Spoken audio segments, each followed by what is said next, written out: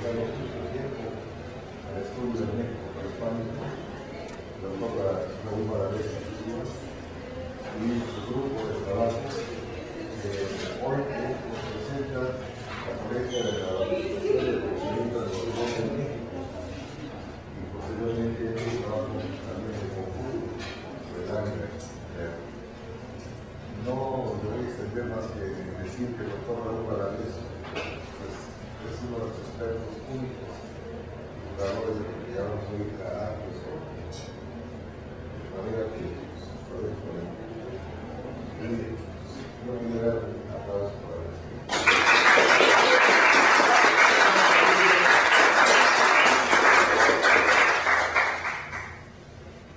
Buenos días y muchas gracias por esta invitación, este espacio, su presencia, a los profesores, a los maestros por su invitación. Y bueno, vamos a tratar de que este rato les sea interesante, agradable, un poco divertido, vamos a ver. Ya les voy a pedir por favor que justo antes de que termine ya, o que me esté yo despidiendo, en ese momento me recuerden acerca de un detalle que pensaba hace rato sobre el profesor Martín del Campo, que no tiene que ver con las aves propiamente, pero que finalmente pues creo que valdría la pena sacarlo a relucir en vista del momento y las condiciones del evento, ¿no? Bueno, en este primer espacio y a partir de la invitación que amablemente hicieron los maestros, pues lo que vamos a ver es un poco acerca de este tema de domesticación y aprovechamiento del guajolote en el México antiguo. Es una realidad que el guajolote es un animal profundamente involucrado con las culturas mexicanas, con todo lo que es nuestro acervo cultural. Sin embargo, pues es también una realidad que no se tiene plena conciencia de ello. Fuera de México, en realidad el guajolote es un animal que no se aprovecha, que no se conoce en la magnitud que debiera ser, y eso, bueno, pues nos hace ver hasta dónde se trata de un animal que está arraigado a nuestras raíces de una manera sumamente profunda. Pero también algo muy real y muy triste es que incluso pues muchos mexicanos no tienen tampoco una idea clara acerca de esta relación. Hace unos 6-7 años tuve la oportunidad de escribir un artículo sobre el mismo tema para la revista de Cómo Ves, y algunos de los editores que estuvieron trabajando conmigo en ese tiempo se sorprendieron cuando leyeron el artículo y supieron que el guajolote era un animal de origen mexicano. Y también se sorprendieron cuando les recalqué que el nombre, en todo caso el nombre adecuado para nombrarlo, pues era justo ese, guajolote, y no pavo, porque decían que finalmente el nombre de pavo, como era el que se usaba siempre a nivel de tiendas y demás, con toda seguridad era incorrecto, ¿sí? Entonces, pues tenemos en realidad un enorme contraste entre lo que es la realidad de una especie que ha estado vinculada a la cultura mexicana desde hace una gran cantidad de siglos, y por otro lado el poco conocimiento que tenemos de él, conocimiento real, que también por otro lado contrasta con el uso y el valor que le damos en muchos momentos cuando lo consideramos un platillo de primer nivel dentro de lo que es nuestra propia tradición. De esa forma, en realidad nosotros podemos ver a este animal, el guajolote, pues en un nivel de uso de importancia cultural equivalente a cualquier otro animal doméstico. Sería muy tonto si pretendiera ser insistirles que puede ser utilizado o que sea explotado al mismo nivel que las reses o los cerdos, pero ciertamente dentro del concepto de reses o cerdos nosotros no vivimos ese involucramiento cultural, esa aproximación a nuestras raíces que representa el hablar del guajolote. Aunque nosotros lo consumamos una vez cada año o una vez cada 2 años, siempre lo tenemos ubicado como un animal que se encuentra para poder aprovecharlo en las ocasiones especiales, mientras que muchos otros animales, aunque los consumamos de manera cotidiana, ciertamente no se encuentran involucrados con nuestra cultura en un nivel tan profundo, tan fuerte. De ese modo, pues tenemos tradiciones culinarias, por ejemplo, que nos hablan de un pasado, un presente, en donde el guajolote es parte fundamental de él, y que alguien diga lo contrario, que alguien diga en una fiesta, por ejemplo, en una fiesta de fin de año, en una fiesta de un pueblo, de una boda, de un bautizo, y alguien llegue al momento en que se está sirviendo el guajolote del mole y diga, ¿por qué no trajeron pollo? ¿Qué no hubiera sido más rico? A ver qué responde la gente, ¿no? Entonces nos damos cuenta con esos detalles cómo finalmente el guajolote es un animal que ocupa un lugar especial dentro de nuestro contexto cultural. De esa forma, su crianza, su manejo, lo vemos nosotros pues por lo menos en todo lo que es la mitad sur de México, lo que es de centro hacia abajo. Con toda seguridad los guajolotes los tenemos presentes en una enorme cantidad de comunidades, aún comunidades muy aisladas, indígenas, y bueno, hacia el norte, sinceramente no podría decir hasta dónde, pero yo estoy seguro que todo lo que era la antigua zona de Mesoamérica y toda la zona donde se practique la agricultura de manera cotidiana, el cultivo del maíz, con toda seguridad el guajolote está presente, no en todos, por lo menos en la inmensa mayoría de los sitios. Quiere decir que su manejo no se ha dado en función de la industria que ha llegado al país, sino al contrario, más bien se trata de un animal involucrado con nuestro origen y que en todo caso la industria posteriormente lo ha retomado para poder explotarlo de manera más sistemática. Este tipo de imágenes, cuántas veces no las hemos visto en los tianguis, en los mercados de los pueblos, en donde el guajolote pues aquí está como participante fundamental, e incluso hasta su manejo, lo que es el cómo se le lleva, cómo se les vende y demás, que representa un esquema de tradición que pues, así que al menos si lo digo yo, ya hicimos, porque o sea, los pollos no los venden de esa manera en el momento de decir lo van a usar para mole, cuál es el que prefieren. No, uno ya agarra el animal cortado, desplumado, todo, o sea, a fin de cuentas el pollo cumple un papel de alimentación básica y nada más, y el guajolote cuántas cosas más no trae añadidas. Su uso simbólico, por ejemplo el huevo, o también lo que es la carnosidad del mojo, que en muchas ocasiones está vinculado con el tratamiento de diversas enfermedades o padecimientos. Su uso como marcador social, ¿sí? Esto es algo que en varias ocasiones he tenido la oportunidad de hablar con gente en provincia, de cómo la forma como el guajolote es dado a los invitados está relacionado directamente con el papel, la posición, la importancia que se le da a cada invitado. Entonces, bueno, por un lado tenemos festividades, y aquí hay una persona que es oriunda de una comunidad de aquí del Valle de Puebla, entonces él podría, si quieren, más al rato compartir su experiencia acerca del papel de la carne, de los moles en estas fiestas del pueblo, pero en particular que ahorita lo que añadiría sería de que en estas comunidades también se busca mucho el que la pieza que se dé, la pieza de carne que se dé, pues dé a mostrar la importancia que se le está dando al invitado. De esta manera a la gente que se le tiene más alta estima, se le ofrece, por ejemplo, el muslo o la pierna del guajolote. A las personas a las cuales se les agradece su presencia, pero que no son definitivamente los que están en el nivel más alto, se les ofrece la pechuga, un ala. Aquellos que se les dice, pues ahora sí que te aguanto aquí porque finalmente eres parte de todo, pero no esperes de mí mucho trato, se les da la rabadilla o el huacal. Y aquellos a los cuales se les quiere mandar el mensaje claro de que no sé qué está haciendo aquí y espero que agarres tus cosas y vayas pronto, se le da el mole con un trozo de carne de res. ¿Sí? De esa forma, el guajolote también tiene un fuerte valor simbólico dentro de lo que es todo el trato a nivel comunidad. Ahora, si nosotros nos tratamos de ir hacia atrás, ¿qué tantas cosas tenemos que en un momento dado nos refuerzan fácil y rápidamente su importancia y sobre todo su antigüedad dentro de la cultura de México? Pues tenemos el propio nombre que deriva de Huacholo y una traducción que creo yo que estaría muy acorde con sus características es esto, el gran ahogado, esto en el náhuatl. Tenemos también los relatos de diversas fuentes del siglo XVI en donde aparece la descripción, e incluso en este caso, que es el Códice Florentino de Bernardino de Sahagún, tenemos también las imágenes, que no dejan lugar a dudas de qué animal se trata, aunque este fraile pues, hablaba de gallos y gallinas de la tierra. Ellos mismos entendían que se trataba de aves domésticas que estaban de alguna forma emparentadas con lo que ellos conocían como gallos y gallinas.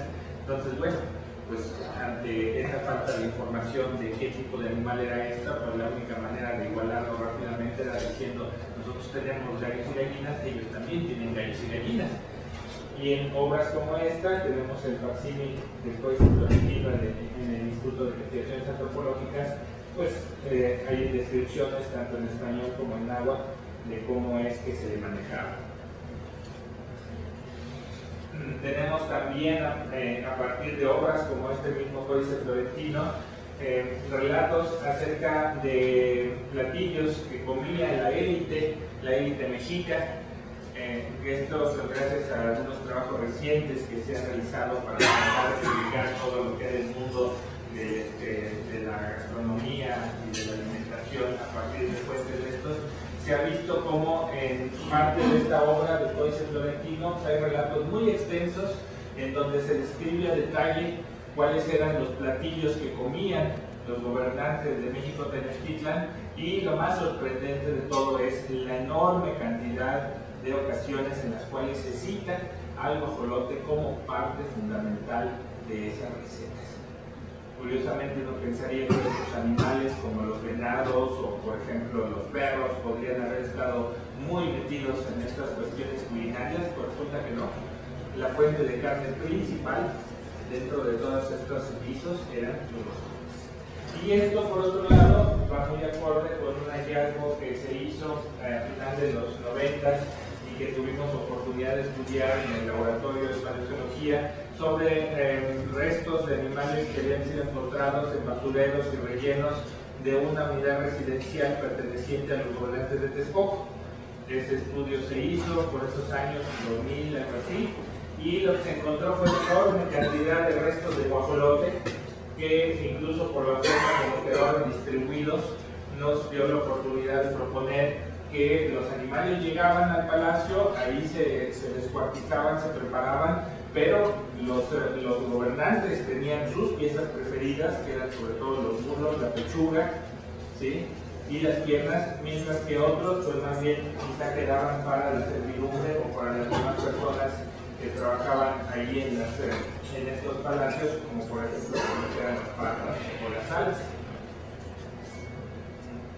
Tenemos también códices en las cuales y piezas iconográficas donde vemos la representación del guajolote. ¿Sí? El guajolote tenía un valor simbólico particular, era una de las aves que formaban parte del Tonalamac, y era una de las aves que formaban parte de ese esquema calendárico. También era la contraparte del águila, o sea, un equivalente, pero en el sentido opuesto, símbolo también del fuego y del sol. ¿Sí? Y finalmente, pues hallazgo en contextos arqueológicos, algunos bastante antiguos, que finalmente constituyen una evidencia indiscutible acerca de su uso y de su presencia dentro de las culturas prehispánicas. Esto, bueno, pues nos lleva a ver que efectivamente el guajolote fue un animal profundamente arraigado a las culturas del México antiguo, en muchos aspectos, no solamente en el aspecto de fuente de carne. Y pues la presencia de sus restos en diversos sitios arqueológicos pues nos hace ver también que se trató de un animal con una presencia desde tiempos bastante antiguos. Y tenemos esta imagen donde aquí tenemos el territorio de Mesoamérica y tendríamos el territorio que se llama Oasis América. Tanto en uno como en otro la presencia de guajolote es una constante desde tiempos bastante remotos. Aquí puse Iberoamérica, pero más bien está hablando de Oasis América. Y a través de estos registros pues es que hemos ubicado también cómo pudo haber sido el proceso que llevó hacia su domesticación. Los más antiguos restos los tenemos aquí en el Valle de México, y tienen hasta 3.000 años de antigüedad, no puedo yo asegurar que estos sean efectivamente los más antiguos restos de guajolotes, porque también es una realidad que la Cuenca de México es un lugar que ha sido intensamente explorado por múltiples razones desde hace muchas décadas, así que igual pudo haber habido sitios hacia el Valle de Toluca, hacia el Valle de Tlaxcala, hacia Michoacán, en fin, donde el guajolote pudo haber estado presente desde tiempos más antiguos incluso, pero si no tenemos los registros arqueológicos no tenemos nada que decir. Entonces es aquí, en la Cuenca de México, donde tenemos hasta el presente los sitios más antiguos, por ejemplo, Jico, acá es San Buenaventura, que se encuentra junto a la autopista hacia Puebla. Tenemos también un sitio que se llama Temamatla, tenemos Tlatilco, Cuanalán y otros lugarcitos aquí en el norte de la Ciudad de México, por Indios Verdes de la zona, el Arbolillo, Ticomán, en fin, y todos ellos más o menos se ubican sobre los 3.000 años de antigüedad, poco más, poco menos, lo cual significa que ya desde hace tiempo, 3.000 años, podemos tener la certeza de que el guajolote es una realidad dentro de las culturas de ese tiempo.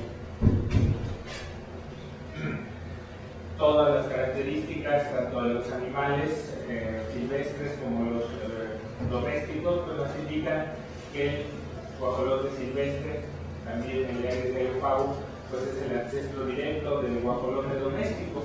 Realmente ahí no ha habido pues mucho que discutir, porque las similitudes a nivel morfológico pues son enormes, no vale a fin de cuentas hasta ese mismo nombre científico, lo cual no ocurre por ejemplo con el perro y el lobo, en donde claramente se distingue a uno y a otro a través de la nomenclatura. Esta característica, el que sepamos cuál es su ancestro silvestre y por tanto la distribución natural del guajolote silvestre y los datos referentes a dónde se han encontrado los restos más antiguos de guajolotes domésticos, nos permiten construir propuestas acerca de cómo es que se lleva la domesticación, desde cuándo y en dónde. ¿Sí? Aquí tenemos la distribución, la distribución natural del guajolote silvestre. Después lo que en los 60 se consideraba su distribución actual, sabemos que esto ha seguido reduciéndose enormemente. Y pues aquí, justo en esta parte, es donde tendríamos la zona de la Cuenca de México, que es donde tenemos los registros más antiguos.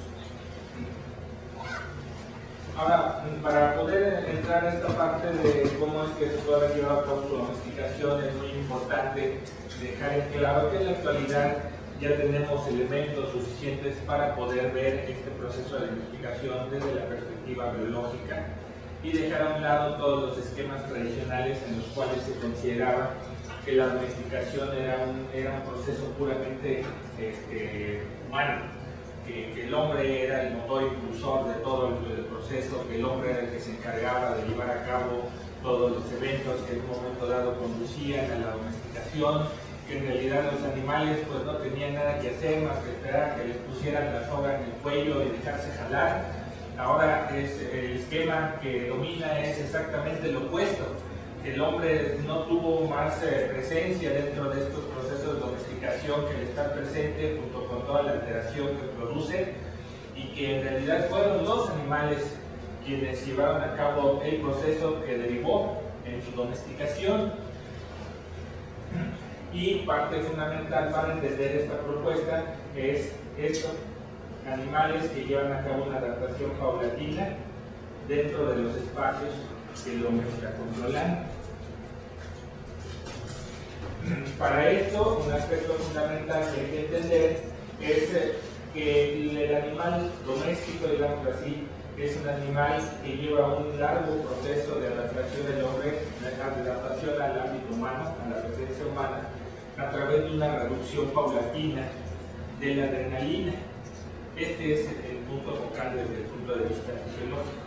Ya sabemos que cualquier población animal siempre tiene rangos de distribución, curvas de Gauss, todas las características que nosotros estemos manejando, desde el color hasta los hábitos alimentarios, absolutamente todo. En este caso, si nosotros tomamos como referente la secreción de adrenalina, pues lo que tenemos es una población con una curva donde hay animales que son terriblemente sensibles a todo lo que les rodea porque tienen una tendencia a una alta secreción de adrenalina, y el extremo opuesto son organismos más tranquilos, que responden con menos rapidez al ambiente porque la secreción de adrenalina es menor.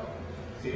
Aquí está todo el esquema de todos los elementos que están presentes desde el punto de vista fisiológico dentro de este proceso de secreción de adrenalina. Y bueno, donde aquí pues, lo importante es ver qué pasa con estos organismos que de manera natural presentan esta tendencia a producir menor cantidad de adrenalina.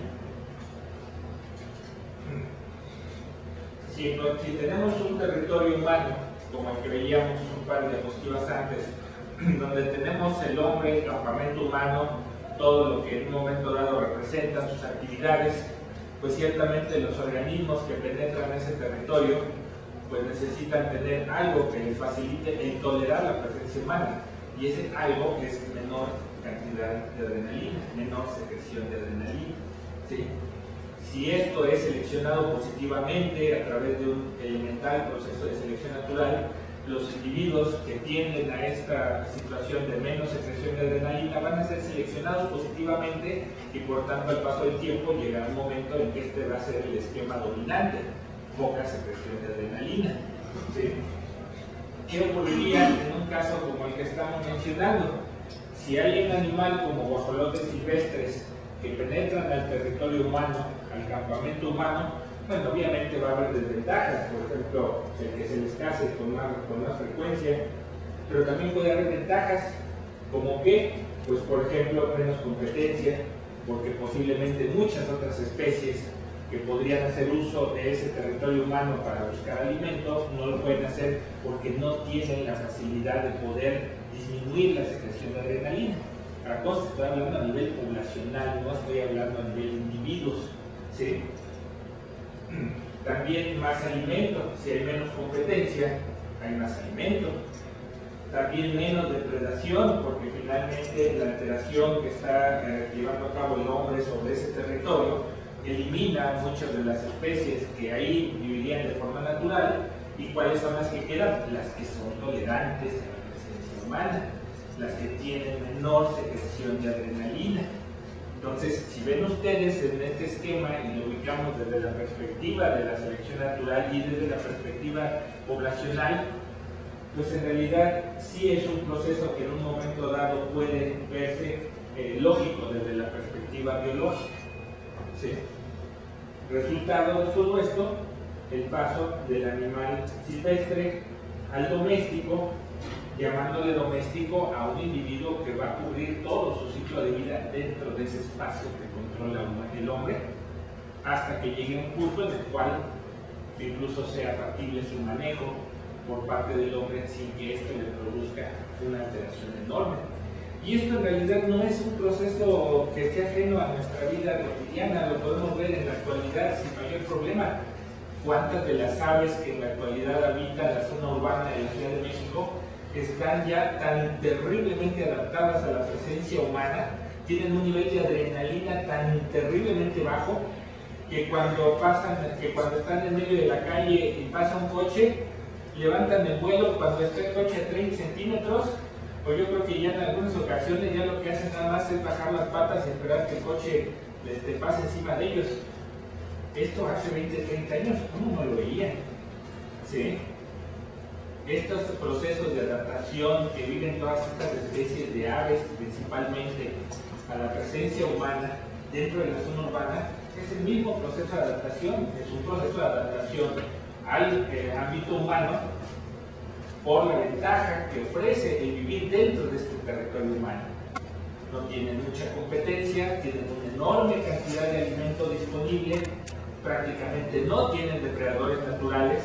Obviamente la cantidad de aves que mueren porque algún coche los atropella o porque alguna persona les da una pedrada, no es nada si comparamos los enormes beneficios y la enorme cantidad de ejemplares que se procrean anualmente. No es balde con qué facilidad se llega a muchos de estos casos en que se convierten en plaga por la cantidad de individuos que se procrean, ¿no?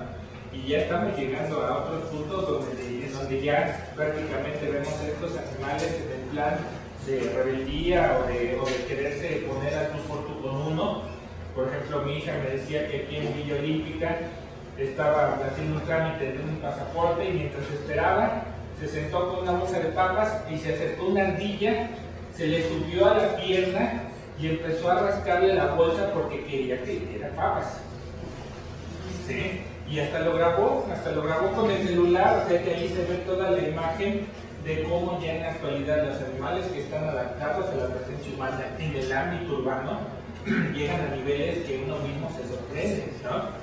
En el caso de las palomas, ¿cuántas veces ya hemos visto o estamos a punto de ver sitios, por ejemplo, restaurantes, cafeterías que tienen sus mesas al aire libre y donde uno todavía termina de comer y ya están las aves a unos pocos centímetros esperando a que uno termine para irse sobre la comida? ¿Sí? Y he visto lugares en donde ni siquiera se esperan a eso. Ya todavía tiene uno el plato y ya están avanzando hacia él para querer de una vez agarrar la comida. ¿Sí? Entonces vemos cómo en realidad un proceso como este es un proceso muy sencillo, muy fácil de entender.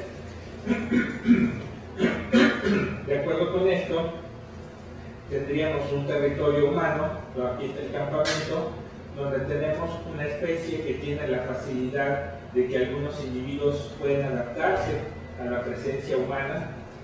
Hay una especie que es depredadora y otra que es competidora. La ventaja que le ofrece el estar dentro de este territorio pues, hace que se amplíe el número de individuos, aunque todavía las zonas de anidación y de crianza se encuentran fuera del ámbito humano, pero las ventajas que sigue teniendo hace que poco a poco las zonas de madrigueras entren al territorio humano, a veces muy cerca del campamento mismo, aunque la zona de anidación queda fuera.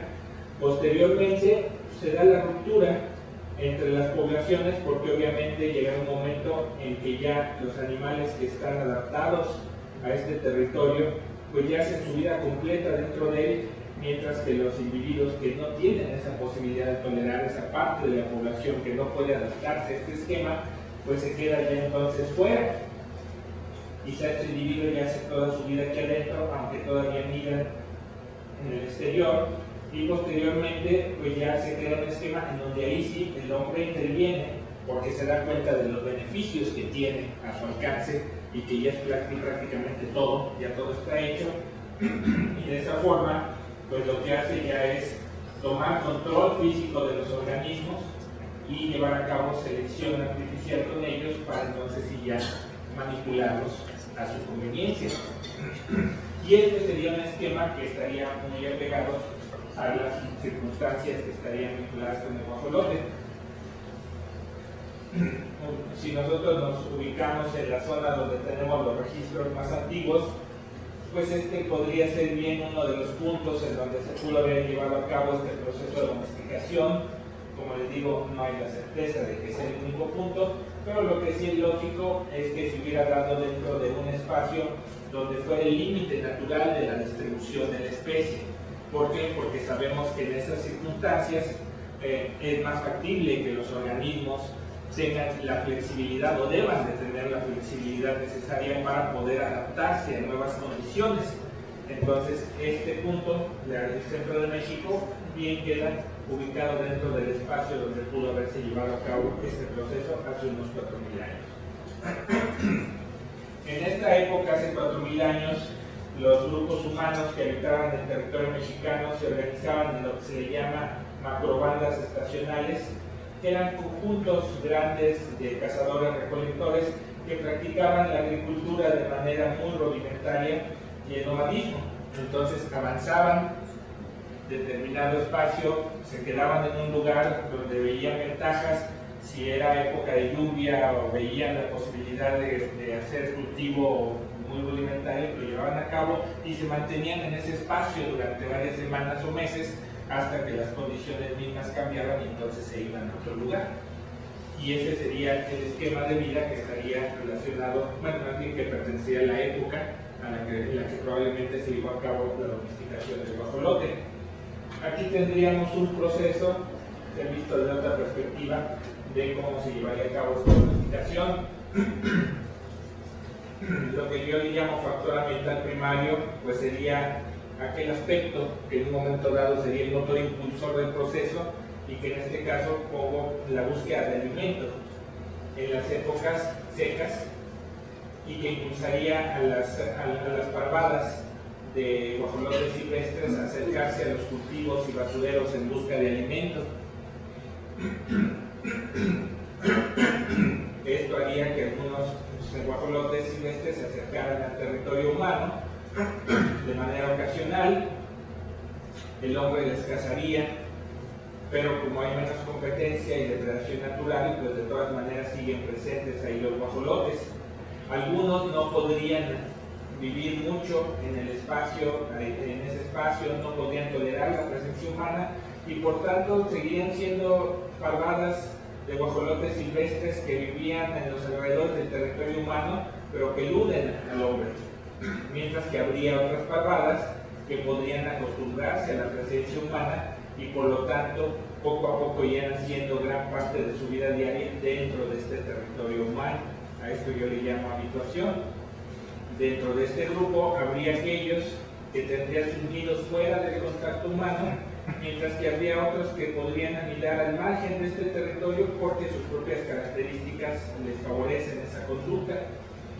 En este momento habría hombres que capturarían a los pípilos ocasionalmente, se alimentaría con ellos, pero igual pudiera darse los casos en donde los mantendrían vivos. Estos pípilos cuando crecieran, muchos escaparían, pero habría algunos, aquellos que se adaptan mejor a la presencia humana, que podrían continuar dentro del campamento humano y como el hombre les protegería, entonces estos animales cautivos pues se mantendrían ahí todo el tiempo. Algunos no podrían reproducirse porque no tolerarían esa fase de su vida en presencia humana, mientras que otros sí podrían llegar a adaptarse a este esquema y en este caso pues ya lo que tendríamos sería un animal doméstico. Ya posteriormente vendría la selección artificial, o sea la zootecnia, que sería lo que estaría ya en función de los intereses humanos. Una vez que el guajolote silvestre apareció, se fue extendiendo por el territorio mexicano. Tenemos algunos registros arqueológicos en varias zonas, sobre todo del sur de México, en los cuales vemos, por ejemplo, que hacia el valle de Tehuacán y hacia Oaxaca, pues ya están presentes hace unos 2000 años. Ya por el istmo los tenemos hace unos 1000 y para el área maya en realidad ya es hacia el final de la época prehispánica. Esto pues también tiene sus anécdotas, sus aspectos interesantes, porque por ejemplo en esta zona de Oaxaca y el valle de Tehuacán existen diversos lugares arqueológicos que fueron estudiados con mucho detalle en los 60s por varios investigadores norteamericanos que llegaron hasta tiempos pleistocénicos y que hicieron una enorme labor de reconstrucción de cómo era que todos estos grupos humanos vivían ahí. Bueno, como durante muchos años pues han sido sitios cuya información ha sido pilar de todo lo que ha sido la experiencia arqueológica en el territorio mexicano. Cuando estaba haciendo yo uno de estos primeros ensayos sobre el origen del guajolote doméstico, me decían, pues ve lo que hay en esas obras, en las obras de esos autores, Magnish y no recuerdo quién otro, del valle de Tehuacán. ¿Cómo? Flannery, ahí vas a tener los datos de los guajolotes.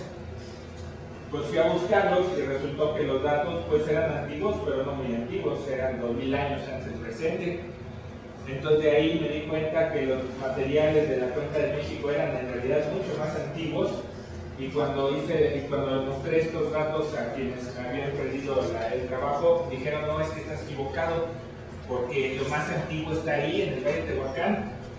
Dije no, pues es que no hay nada. Pues ellos mismos revisaron los libros y se dieron cuenta que efectivamente en este sitio, cuando se trataba de lugares muy antiguos, no había nada. ¿Por qué razón? Porque la domesticación del guajolote se dio en otra parte, lo cual finalmente es lógico porque si no es una zona donde hayan habitado guajolotes silvestres, pues ¿cómo es posible esperar que alguna vez se hayan domesticado ahí? pero eso solamente se pudo saber al momento en que fue viéndose este proceso de domesticación desde una perspectiva biológica. ¿Sí?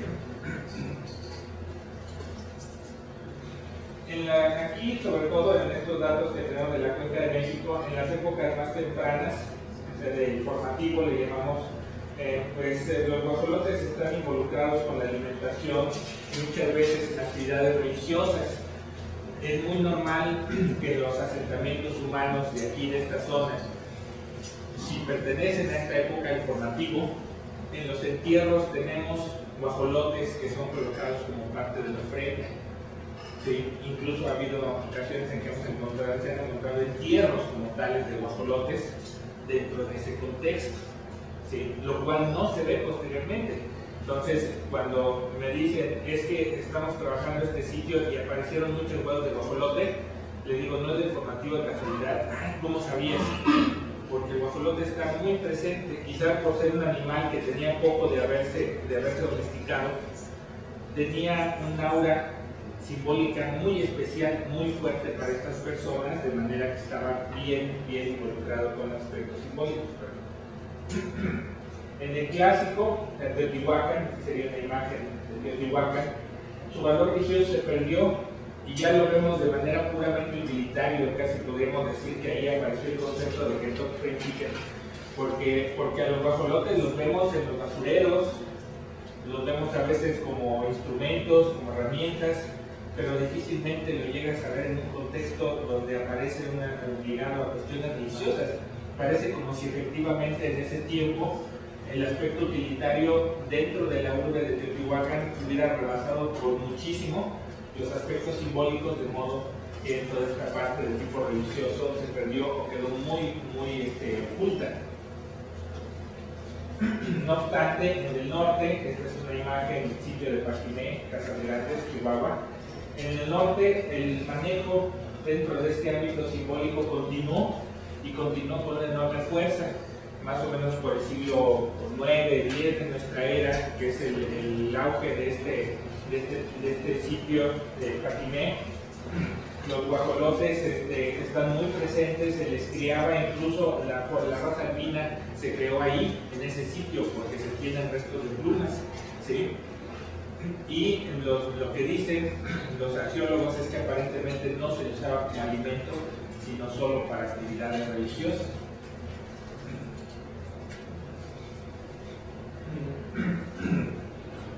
Posiblemente el comercio, junto con flujos migratorios, fueron el motor impulsor que llevó el guajolote hacia el área maya, donde pues ahí obviamente tenía frente a frente a la otra forma de pavo guajolote de la zona maya, que es el pavo celado. Y bueno, en realidad los registros arqueológicos de animales que hemos podido ver es que el pavo celado nunca fue sustituido por el guajolote, tal vez no hubo tiempo o simplemente la gente estaba habituada a explotar una especie silvestre y definitivamente la forma doméstica como que no le era muy reconocida, como que no le veía mucho chiste, no lo ubicaba bien. Tal vez si hubiera tardado la conquista en un siglo II, la situación hubiera cambiado. Y bueno, todos estos aspectos de migraciones que se dan durante esa época hace que muchos de los grupos y el pensamiento que se encuentran en el norte y en el occidente de México, donde el guajolote tiene un valor religioso, lleguen nuevamente al centro, y de esa manera en el posclásico tenemos otra vez el guajolote involucrado con los utilitarios y con lo simbólico de una manera equivalente. De esa manera lo vemos dentro del Tonalá, lo tenemos ligado claro, y tenemos varias prácticas, como por ejemplo el degollar un guajolote, derramar su sangre y después quitarlo cuando se inauguraba una casa. En algunas obras del siglo XVI donde se habla sobre remedios, pues se utilizan a los guajolotes, aunque en la obra misma se dice la gallina o gallo, pero tenemos problemas para aliviar la boca reseca, contra la epilepsia, problemas de los pies, para trabajar, para lo que es el trabajo de parto. Entonces nos aparece la figura del guajolote. Y pues como podemos ver, tenemos una enorme cantidad de información, de datos respecto de la historia de esta especie dentro del acervo cultural mexicano, dentro de la historia de México. Y sin embargo, pues debemos de reconocer que mucho de este conocimiento tradicional se encuentra en riesgo de desaparecer, porque pues cada vez es menos la gente que lo cría, cada vez es menos la gente que sabe cómo criarlo, porque el guajolote necesita de un manejo particular, ¿sí? Y bueno, desgraciadamente la industria nos lleva una enorme ventaja, porque por mucho que nos guste el guajolote, pues a fin de cuentas siempre terminamos mejor comprándolo congelado, en vez de decir, pues voy al pueblo, incluso eso, voy al pueblo a comprar uno, mejor prefiere uno comprarlo en la tienda, aunque uno mismo reconozca que la calidad varía bastante. Y esto que les decía yo en un principio, de cómo pues ya se llega un momento en el cual tradiciones como la celebración del Día de Gracias en Estados Unidos que se hacía con guajolotes, pero guajolotes silvestres, y en algunos momentos tiene suficiente presencia dentro de la mente de algunos mexicanos que piensan que esas son tradiciones más antiguas o más fuertes que las nuestras, ¿sí? Y que por tanto hasta el propio nombre tenemos que cambiarlo si es que queremos mostrar nuestra cultura, porque el decir guajolote suena muy rústico. Mejor le decimos pavo, que se oye más bonito y como que va más de acuerdo con la buena educación, ¿no? Es de mi parte todo.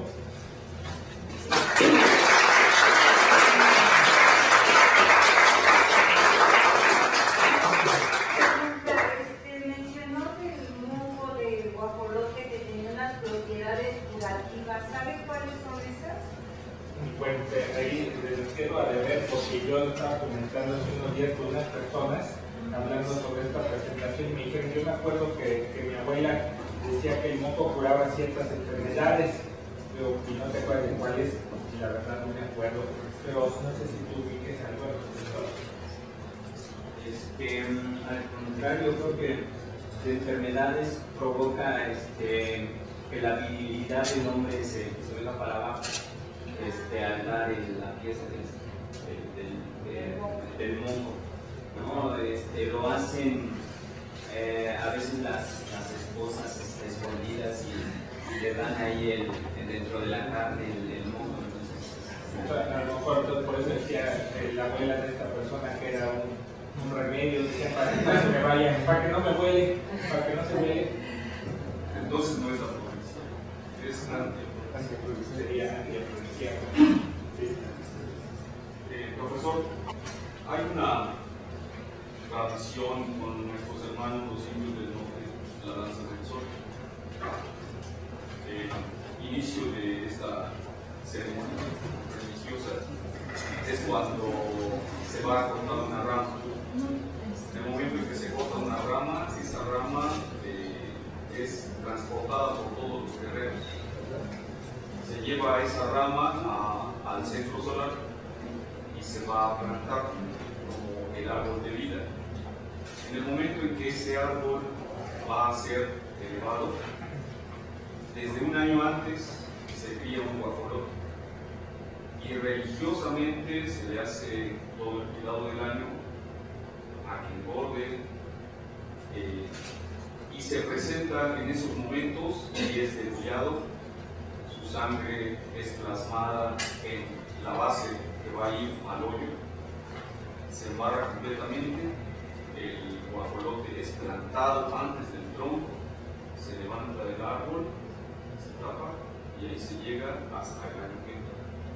Inicia nuevamente otro proceso de alimentar otro nuevo guajolote para que el año siguiente sea sacrificado para la ceremonia de eso. Un comentario sobre el crecimiento de acostumbres. ¿Las hembras son las bulotas o las pipilas? Pues no son las pilotas, ¿no? Sí, los pipilos, los pollos. ¿Y por qué le dicen a las mujeres luego bulotas? ¿Porque tienen patas flacas? Pues de la forma del cuerpo, no te ignoro, pero no se me haría muy raro que fuera un calificativo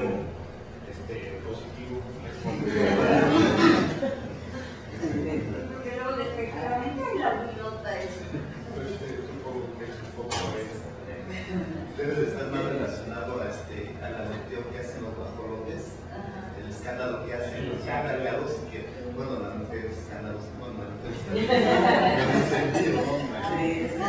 Sí, los robots hacen un ruidero cuando se ven agredidos. Y también existe el guajolote de Jade, ¿no? Se cree que en la antigüedad la palabra Huayxolotl era un cargo sacerdotal. Cuando los integrantes del gobierno tomaban su función, se les preparaba e iban con un sacerdote a su escuela, donde le bajaban su guajolote para que tuviera esa sencillez que el pueblo merece, que no estuviera pavoneándose, que no esperara aplausos, sino que sirviera al pueblo, que nos falta. Entonces, en el momento en que terminaba su preparación y era aprobado, se le entregaba un guajolotito de jade, en donde su guajolote se había hecho una esencia para servir al pueblo y estaba enmarcado de esa manera que ella había estudiado. Por eso, bueno, porque ese es conocimiento del anciano, del abuelo. El guajolote es xolotl, es una descomposición como cuernavaca, como una descomposición, palabras que no tienen escuchado el libro de español. Xolotl, Sí, bueno, es que quizás sí lo mencionó el total, pero yo les iba a preguntar más o menos de qué origen realmente tiene el guajolote, si fue traído o realmente fue realizar de origen mesoamericano. Sí, aquí se domesticó, aquí se llevó a cabo todo el proceso de interacción con el hombre que llevó a su domesticación. ¿En América del Sur no había? En América del Sur no había, y en realidad quien tenga la oportunidad de ir alguna vez hacia alguna zona de América del Sur, uno no ve el guajolote dentro de lo que es el esquema tradicional. Entonces es un producto exclusivamente mexicano, yo diría.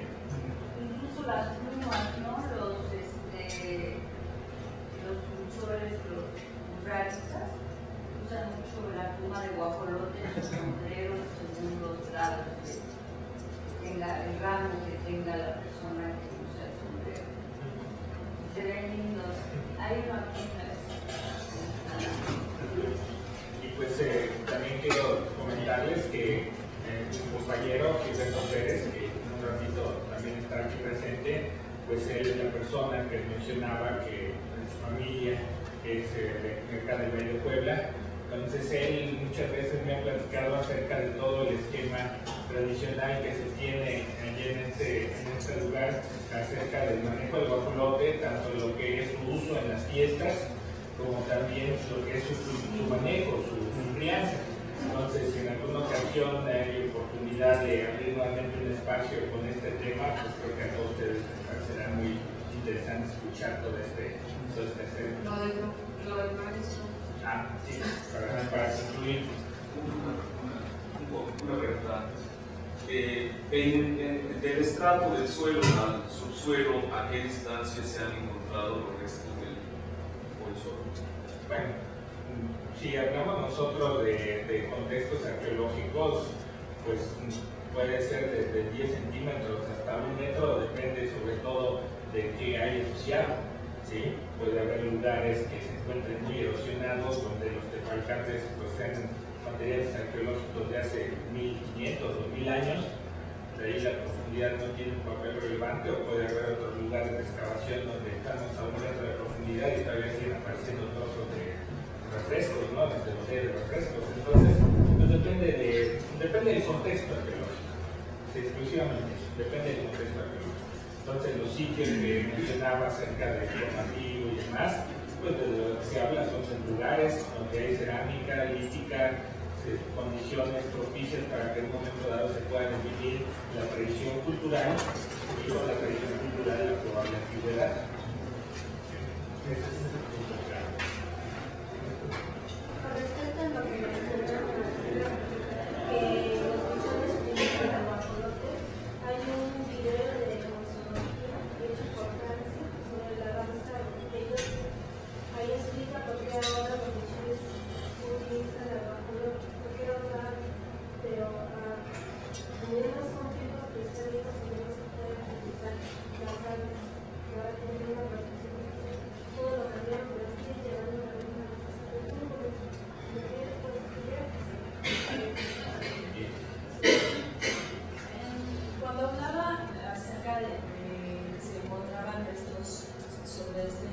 cuando es animal en basureros, se refiere al ámbito arqueológico, es decir, a zonas que eran, no sé cómo llamarlos, basureros, ciudades.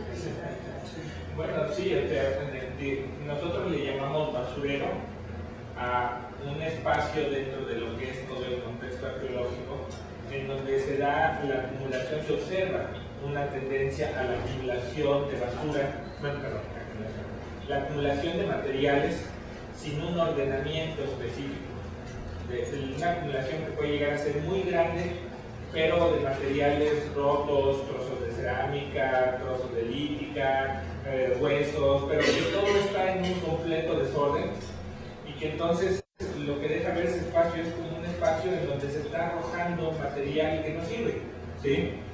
Ese es el concepto que está ligado a la idea de basurero, ¿sí? No, que no había basureros, de todo era reciclable. Bueno, efectivamente, por lo menos dentro de la tradición teotihuacana, estos materiales que se acumulaban en estos basureros posteriormente se usaban en los rellenos que se hacían para elevar las construcciones en todos estos sitios constructivos que se vivían, pero finalmente empezaba a través de un basurero doméstico que posteriormente pasaba a las fases de relleno. Sí, además de que debemos de tener el concepto de que hablar de basurero no es como el basurero que nosotros imaginamos, mega grande donde van todos los desechos industriales o de casa actualmente. Decíamos basureros como que es una pequeña acumulación de materiales que ya no sirven para nada. ¿Sí? Una vasija rota, huesos que ya fueron reutilizados, etcétera. Todo eso se acumula en un pozo o en un rincón o en una área determinada, pero sin grandes extensiones, simplemente una acumulación de materiales que ya no sirven para esos momentos. Bueno, en cuanto a su reproducción de los pepinos, de los pollitos, la problemática de cuidarlos, de que no se enfermen, porque es difícil criarlos, puede ser un motivo por el cual también sea parte de una selección natural. La selección natural tenga algún motivo de que no se presente esa problemática de crianza. Bueno, yo no le llamaría selección natural, en todo caso yo diría selección humana, porque pues quizás es una de las razones por las cuales los prefieren mejor a los pollos, que son más resistentes y efectivamente los pípidos requieren mucho cuidado por parte de la mamá, por parte de las personas que están ahí cerca, porque es cierto que luego se dan unas cantidades muy grandes. La mixer del guapo. Parecería que la selección que está comentando la compañera podría ser el albino, pero retirando todos los demás, los manchados, los oscuros, que se pierden entre la maleza, y un blanco sería un blanco perfectamente casado. Entonces es una selección humana y albino. Por supuesto. Bueno, pues entonces para terminar y respondiendo a la solicitud más bien que me acordaran, pues el profesor Martín del Campo, tuve la fortuna de conocerlo, incluso fue sinodal en mi licenciatura, y nosotros siempre nos hemos dedicado desde hace muchos años más al tema de los perros que al tema de otros animales. Simplemente es lo que más hemos encontrado y mejor hemos podido estudiar. Y pues el profesor Martín del Campo, en uno de los artículos que hizo para los anales de biología, trabajando precisamente con el Códice Florentino, hizo mención en uno de sus artículos que él consideraba que los perros pelones que existe, bueno, describe a los perros pelones, menciona la existencia de perros pelones de acuerdo con el Códice Florentino, y después él hace una reflexión acerca de que ustedes piensan que los perros pelones que existen en territorio chino, que se le llama perros de cresta chino, posiblemente habían sido descendientes de perros pelones mexicanos que habían sido llevados al Asia a través del Andao. El dato ahí quedó, y de hecho yo casi podría garantizar que durante medio siglo ese dato simplemente ahí se les mantuvo. Los últimos 10 años, Fernando Rodríguez, Alicia Blanco, el servidor, pues nos hemos metido mucho a este tema de perros y hemos podido avanzar mucho en el conocimiento de los perros pelones y en la actualidad los registros arqueológicos que tenemos, más datos provenientes de otros sitios, de otros países, pues nos han permitido llegar a un punto en el que podemos reconstruir la historia de los perros pelones desde su origen hasta la llegada de los españoles, de hecho hasta la actualidad. Y uno de los puntos que nos ha parecido más certeros dentro de toda esta reconstrucción ha sido precisamente esta idea del profesor Martín del Campo, acerca de cómo es que estos perros pelones fueron pie de cría para los perros de cresta china. En la actualidad nuestra propuesta es que el perro pelón se origina en México, de México a través de migraciones y comercios llega a América del Sur, de modo que ya tenemos perros pelones en Perú, Bolivia, norte de Argentina, Ecuador, durante ya en la colonia, y justo en ese tiempo, por las naves chinas, llegan, no sabemos si es de México o desde Perú, pero llegan al territorio chino y se forma ahí esta nueva raza perro de cresta. Y bueno, un punto más de apoyo es que en China no existen restos arqueológicos de esta raza de perro. Incluso en las páginas web o libros se habla de perros que la gente empezó a conocer o manejarlos hace 200, 300 años. Entonces es un dato que quería compartir con ustedes porque pues, fue una aportación interesante del maestro que en su momento pues nadie le hizo mucho caso, pero que con los años pues ha dado a valer su importancia. ¿De Chihuahua no? Entonces en realidad no tenemos información.